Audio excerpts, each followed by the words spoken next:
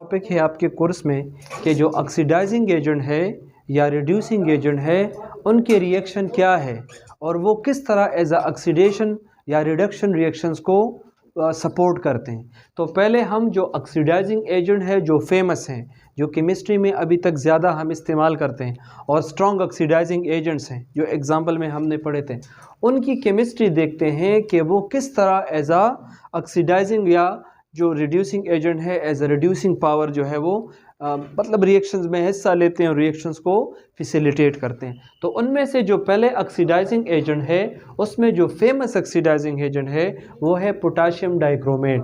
ये acidic medium में as a oxidising agent काम करता है। समझ आ रहे? दूसरे मटेरियल को ऑक्सीडाइज करता है और ख़ुद क्या होता है, रिड्यूस होता है। तो इसलिए ये एक स्ट्रॉन्ग ऑक्सीडाइजिंग एजेंट है। तो रिएक्शन को ओवरऑल याद करने की ज़रूरत नहीं है, इसमें सिर्फ ये चेक करना है कि ये किस तरह से दूसरों को ऑक्सीडाइज करता है और ख़ुद किस तरह रिड्यूस है। तो दो चीज़ें आपने इस रिएक्शन में तलाश करनी। सबसे तो पहले इसको तलाश करें और फिर रिएक्शन में एक ऐसे चीज़ को तलाश करें जिसको ये ऑक्सीडाइज करता है। तो देखिए इसका ओवरऑल अगर हम इसके ऊपर ऑक्सीडेशन स्टेट पुट करें, एक ऑक्सीजन के ऊपर ऑक्सीडेशन स्टेट है -2 और ये 7 है, तो ओवरऑल कितना होगा -14। अब पोटाशियम ग्रुप 2 का है और एक के ऊपर +1 चार्ज है, तो दो के ऊपर होगा +2।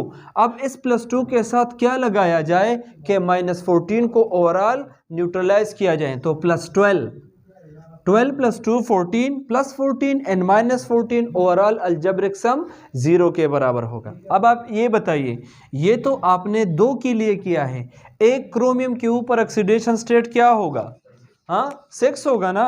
एक के ऊपर ऑक्सीडेशन स्टेट है +6, बस आपने तलाश किया है। अब राइट साइड में आ जाए, राइट साइड में इसकी पावर देखते हैं कि इसकी पावर क्या है। तो इधर देखिए शाबाश, सल्फेट आयन जो है एक के ऊपर ऑक्सीडेशन स्टेट होता है -2। अब 3 सल्फेट आयन है तो ओवरऑल ऑक्सीडेशन स्टेट होगा -6। इसको बैलेंस करने के लिए क्रोमियम पे +6, लेकिन पर क्रोमियम एक क्रोमियम के ऊपर कितना होगा +3। शाबाश। तो वाकई में ये एक बेहतरीन ऑक्सीडाइजिंग एजेंट्स हैं क्योंकि ये खुद को रिड्यूस करता है +6 से +3 में, कुर्बानी देने वाला है। खुद क्या करता है, अपने चार्ज को रिड्यूस करता है, कहाँ से, +6 से +3 में। अब हम वो दूसरा चीज़ तलाश करेंगे जिसको इसने ऑक्सीडाइज करवाया है। तो इधर देखिए पोटाशियम आयोडाइड, इस बैलेंसिंग को छोड़ दे, आयोडीन ग्रुप 7 का हिस्सा है, उसका चार्ज होगा -1। इसको बैलेंस करने के लिए पोटाशियम का चार्ज होगा +1। अब राइट साइड में कोई आयोडीन देख लें कि उसका ऑक्सीडेशन स्टेट चेंज है या नहीं है।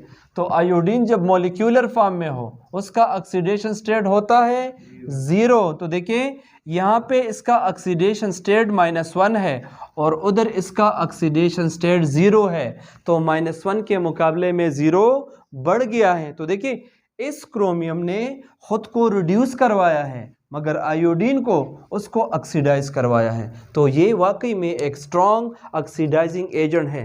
तो अगर आप एक बीकर ले लें और इस बीकर में आप क्या करें, पोटाशियम आयोडाइड ले लें और क्या करें, थोड़ा सा सल्फ्यूरिक एसिड डाल दें।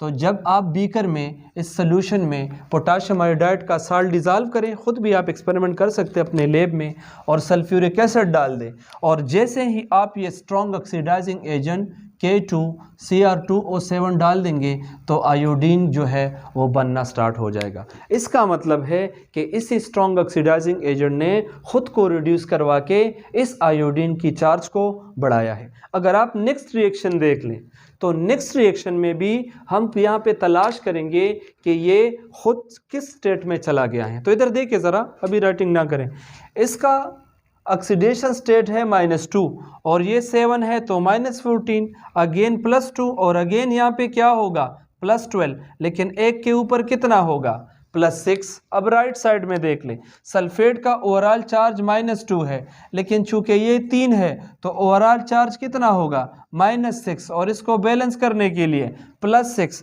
तो ये अगर आप देखें ये एक के ऊपर चार्ज होगा +3, तो ये +6 से +3 में चला गया है। तो देखिए हम कह सकते हैं कि वाकई में ये हमारे पास एक स्ट्रॉन्ग ऑक्सीडाइजिंग एजेंट है, क्योंकि ये क्या करता है, ये ख़ुद को रिड्यूस करवाता है और दूसरे को बढ़ाता है। अब हमने वो दूसरा पार्ट तलाश करना है कि ऐसा कौन सा एलिमेंट है जिसको ये ऑक्सीडाइज करवाता है। तो ये सल्फेट आयन है, सल्फेट आयन पे चार्ज है -2, इधर 3 थे तो हमने -6 लगाया था। अब एक सल्फेट आयन है एक, तो चार्ज होगा -2। इसको बैलेंस करने के लिए आयरन पे +2, तो आयरन का ऑक्सीडेशन स्टेट है +2।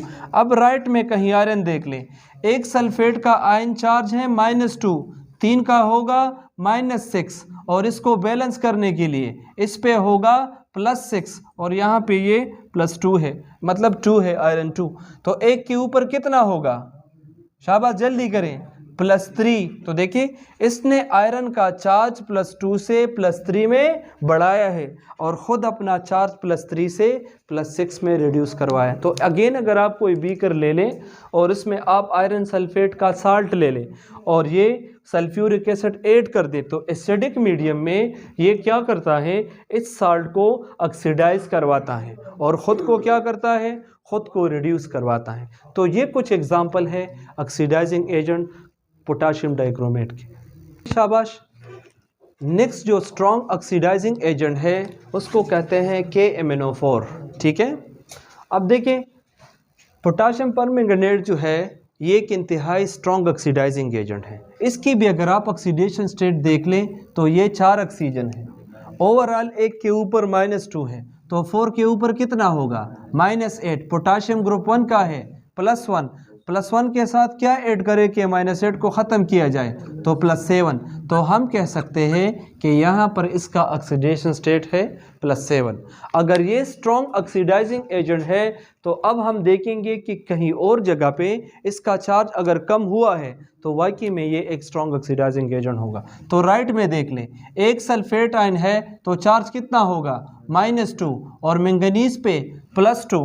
तो यार आप खुद अंदाज़ा करें, ये +7 से बेचारा +2 ऑक्सीडेशन स्टेट में चला गया है। इतना मुखलिस है कि इसने किसी और के लिए अपने चार्ज को 5 यूनिट कम करवाया है, +7 से +2 में चला गया है, 5 यूनिट चार्ज कम करवाया है ना। और अब आप कोई दूसरा ऐसा चीज़ तलाश करें जिसकी चार्ज इसने इंक्रीज़ करवाई हो। तो मकसद ये है कि ये भी एक स्ट्रॉन्ग ऑक्सीडाइजिंग एजेंट है और ये क्या करता है, ये किसी भी मटेरियल में उसके चार्ज को कम करता है। समझ आ रहा है कि नहीं आ रहा, बाकी का पार्ट आप ख़ुद तलाश करें, इंतहाई ईजी है। इस तरीके से इसकी भी आप ज़रा घर में इधर देखिए प्रैक्टिस करें कि इसमें से किस तरह से इसका चार्ज जो है वो बढ़ जाता है। इसको कहते हैं ऑक्सलेट, ऑक्सलेट सही है, या ऑक्सैलिक एसिड बोलते हैं। इसका जो आयन बनता है उसको ऑक्सलेट आयन बोलते हैं। तो मकसद ये है कि जितने भी स्ट्रॉन्ग ऑक्सीडाइजिंग एजेंट हैं वो क्या करते हैं, वो दूसरे के चार्ज को बढ़ाते हैं और ख़ुद अपने चार्ज को कम करते हैं, जो ऑलरेडी इस रिएक्शन में भी वाज़ेह है। अमृता अच्छा, तो इस रिएक्शन में अगर आप देखें, ये तो आपका होमवर्क भी है लेकिन फिर भी थोड़ा बहुत टेक्निकली देख लें। अगर पोटाशियम आयोडाइड आपने डाला है और इसने इसको मॉलिक्यूलर आयोडीन में कन्वर्ट किया है, तो देखें इसका यहाँ पे चार्ज है -1 और ये जब मॉलिक्यूलर फॉर्म में जाएगा तो चार्ज होगा 0। तो आयोडीन को इसने ऑक्सीडाइज किया है। या अगर आप सल्फ़र देख लें, इधर सल्फ्यूरिक एसिड है, तो अगर आप देखें इसका ऑक्सीडेशन स्टेट +6 है और इस कंपाउंड में +7 है, तो इसने 1 यूनिट उसका चार्ज बढ़ाया है। तो देखिए दोनों के केस में दोनों को ये ऑक्सीडाइज करवा सकता है। ये भी जब आप देखेंगे आपको ख़ुद पता चल जाएगा कि कौन सा ऑक्सीडाइज है, कौन सा रिड्यूस है। रिड्यूसिंग एजेंट है उसके भी कुछ प्रॉपर्टीज़ हैं। तो रिड्यूसिंग एजेंट आपके कोर्स में जो शामिल है उसमें ये दो जो है ज़्यादा फेमस है, H2S और सल्फ़र डाइऑक्साइड। तो अगर इसके भी हम रिएक्शन देख ले, इसका चार्ज है -2 और इसका +2, और ये चूँकि मॉलिक्यूलर फॉर्म में है तो ऑक्सीडेशन स्टेट है 0। ये जब ये कंपाउंड बनाता है तो हाइड्रोजन पे +1 और इस पे -1। तो देखिए यहाँ जो सल्फ़र है ये ख़ुद को ऑक्सीडाइज करवा रहा है -2 से 0 में, और इस बेचारे को रिड्यूस करवाता है, कम करवाता है 0 से -1 में।